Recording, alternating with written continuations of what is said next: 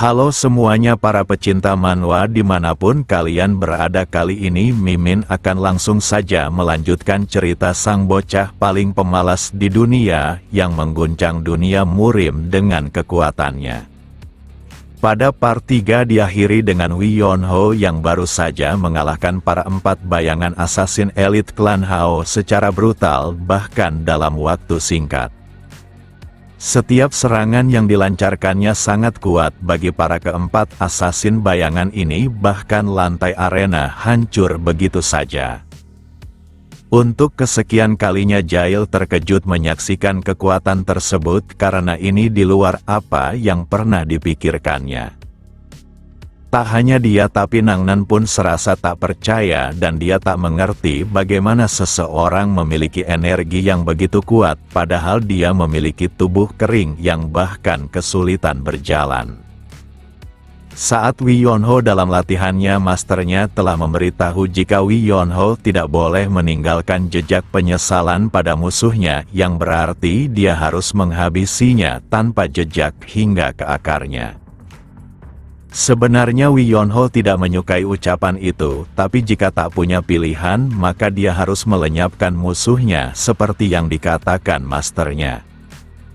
Kini Ningnan yakin dirinya telah memilih lawan yang salah dan orang di depannya bukanlah sekedar master bela diri biasa.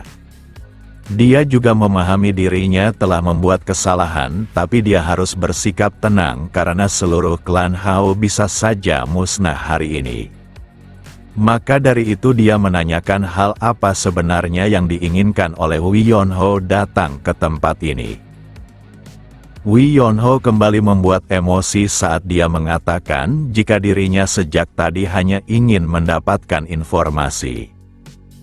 Lalu Jail menunjukkan dokumen yang sudah dibawanya di mana Ningnan hanya perlu mengisi informasi yang kurang. Saat melihat informasi itu Ningnan paham kenapa Jail membawa monster bersamanya karena dia tak bisa menyelesaikan informasi yang dibutuhkannya. Ningnan pun memutuskan untuk memenuhi permintaan itu, tapi dia perlu beberapa waktu mengumpulkan informasi tersebut dan apakah Wi Yonho bisa menunggu setidaknya selama 1 hari. Walau gadis ini berbicara secara baik-baik dengan Wi Yonho, tapi dia menatap tajam dan ingin berbicara dengan Jail sebentar. Jail yang mendengar permintaan itu memiliki firasat buruk, tapi dia tak punya pilihan selain melakukannya. Beberapa saat kemudian Wi Yonho terus tertawa sebab melihat wajah Jail yang sangat konyol. Bahkan dia menyebut wajah Jail seperti roti kukus setelah dihajar padahal dia ketua cabang sekte pengemis. Saat Wi Yonho menanyakan kenapa dia mau dihajar seperti itu, maka Jail menjawab jika wanita itu tidaklah lemah. Di mana dia adalah anak dari pemimpin klan Hao sekaligus pemimpin selanjutnya dan dia juga tumbuh dengan mengonsumsi tanaman obat rahasia serta pil berkualitas tinggi seperti sebuah permen. Dengan tingkatan seperti itu bagaimana dia bisa melawannya padahal dia hanya ketua cabang yang tumbuh secara menyedihkan tanpa dukungan seperti gadis itu. Saat Jail meluapkan kekesalannya, siapa sangka gadis yang dibicarakannya berada di belakangnya. Hal itu membuatnya terkejut karena dia bisa saja dihajar kembali, tapi Ningnan mengabaikannya sebab dia membawa beberapa informasi yang dibutuhkan dan Wi Yonho segera menunjukkan rasa hormatnya atas bantuan itu. Hanya saja Ningnan tak bisa memberikannya begitu saja, dan dia memiliki sebuah syarat yang ditujukan kepada Wi Yonho.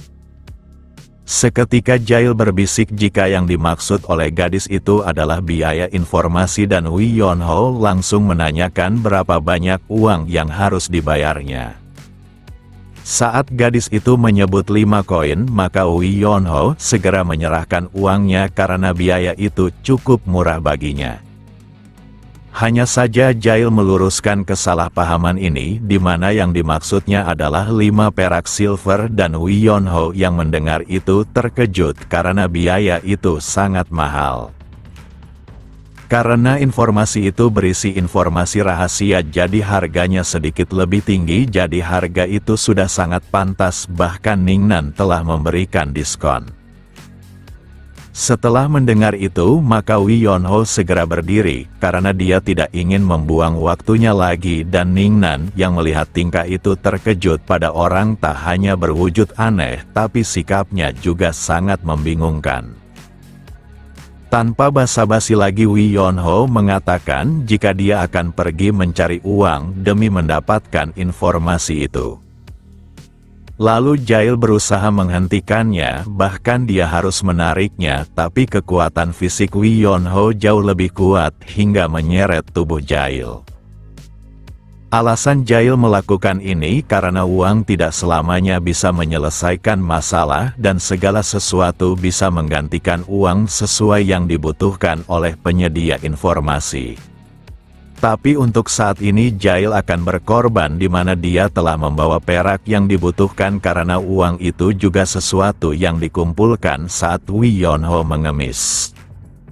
Dia melakukan ini demi mendapatkan hati Wi Yonho, karena dia adalah sumber penghasilannya saat ini.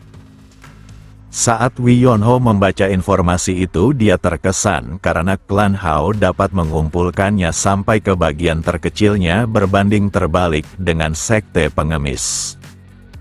Sebagai tambahan, Wi Yonho juga ingin mengirim sebuah surat ke klan Wui yang berada di Guandong.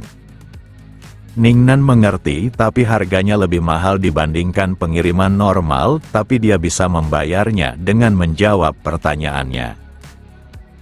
Tanpa pikir panjang lagi, Ningnan menanyakan nama aslinya serta umurnya, dan saat mendengar usianya maka Jail sangat terkejut karena Wi Yonho baru berusia 17 tahun, bahkan jauh lebih muda darinya.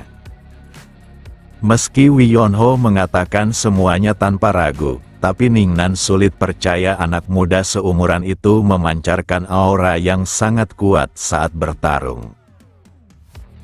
Lalu Ningnan terdiam untuk sesaat karena dia adalah pengumpul informasi dan seharusnya hampir mengetahui segala informasi yang ada.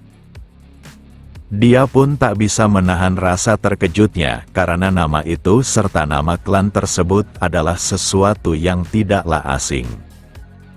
Ningnan mengingat jika keluarga klan Wui yang ada di Guandong bahkan meminta pertolongan pada klannya untuk menemukan tuan muda mereka yang hilang. Tak hanya itu, Jail juga pernah mendengar tentang anak kedua keluarga klan Wui hilang yang berarti Wi Yonho, adik dari Wi Sonho. Dia yang mendengar itu cukup terkesan karena Jail bahkan mengetahui tentang saudaranya. Ningnan akan mengirim surat dan membutuhkan waktu setidaknya 10 hari, dan Wi Yonho tidak keberatan, bahkan dia telah menunggu selama 5 tahun, jadi beberapa hari saja bukanlah masalah. Kemudian Ningnan memberikan sebuah kain warna merah yang menunjukkan sebuah simbol, di mana kain merah adalah tanda bahwa Wi Yonho merupakan seorang VIP klan Hao, dan jika mengikat kain itu di tempat tinggalnya maka salah satu agennya akan datang tanpa dia mendatangi markasnya. Semua itu dilakukannya karena seorang anak 17 tahun baru saja mengalahkan asasin handal dalam klannya, jadi dia memberikannya perlakuan khusus demi menjaga hubungan baik mereka. Beberapa saat kemudian mereka berdua meninggalkan klan Hao dan Jail terus mengeluh sebab dia kehilangan semua uangnya. Tapi Wi Yonho tiba-tiba berkata bijak dengan mengatakan jika uang adalah sesuatu yang bisa dimiliki maupun sebaliknya, dan seorang pengemis seharusnya tidak rakus pada uang melainkan fokus pada tugasnya saja. Saat mendengar ucapan itu maka Jail sangat murka, tapi dia bahkan tak bisa berbuat apapun pada monster di depannya. Karena urusan mereka telah selesai maka Jail akan kembali dan Wi Yonho bisa melakukan apapun yang diinginkannya. Hanya saja Wi Yonho mencegahnya karena dia masih memiliki masalah lainnya. Di mana saat ini dia tidak memiliki uang dan dia ingin makan sekarang bahkan sedang malas mengemis. Jail tidak memungkiri jika Wi Yonho bisa menguntungkan baginya, tapi dia juga khawatir karena sikapnya itu pasti akan mendatangkan bahaya di masa depan karena dia tidak memiliki rasa takut. Di sisi lain gadis ini terus mengamati kepergian Wi Yonho. Lalu dia meminta bawahannya untuk menyampaikan pada klan utama klan Hao jika anak kedua dari keluarga bangsawan klan Wui telah ditemukan. Dia juga menambahkan untuk memperlakukannya dengan baik karena Wi Yonho sangat berpotensi untuk menjadi master bela diri di masa depan dengan nama besar. Kembali pada perjalanan Wi Yonho di mana dia menuju sebuah tempat yang didapatnya dari informasi klan Hao.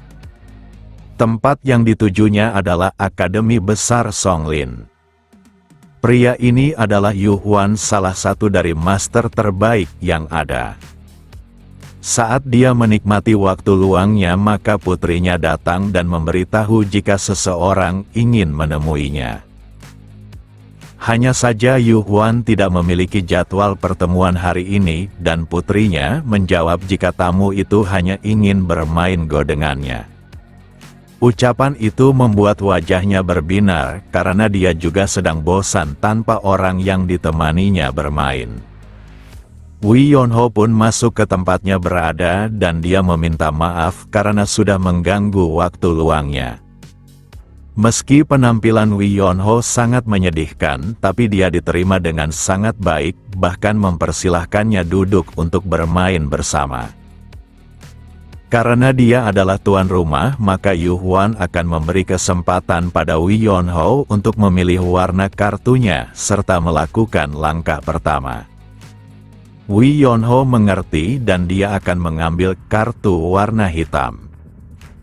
Di sela itu Yu Huan beranggapan jika pengemis di hadapannya pasti membutuhkan makanan dan dia tidak berharap banyak setelah bermain maka akan memberinya makanan yang layak. Tanpa pikir panjang lagi Wi Yonho memulai permainan.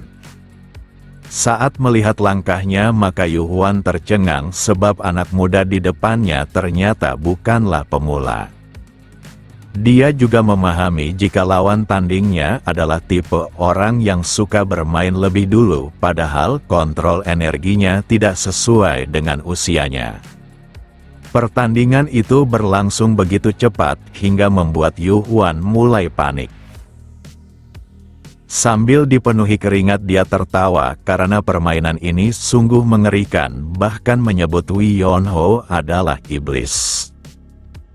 Sementara itu Wi Yonho tertawa karena Yu Huan cukup lama memikirkan langkah selanjutnya.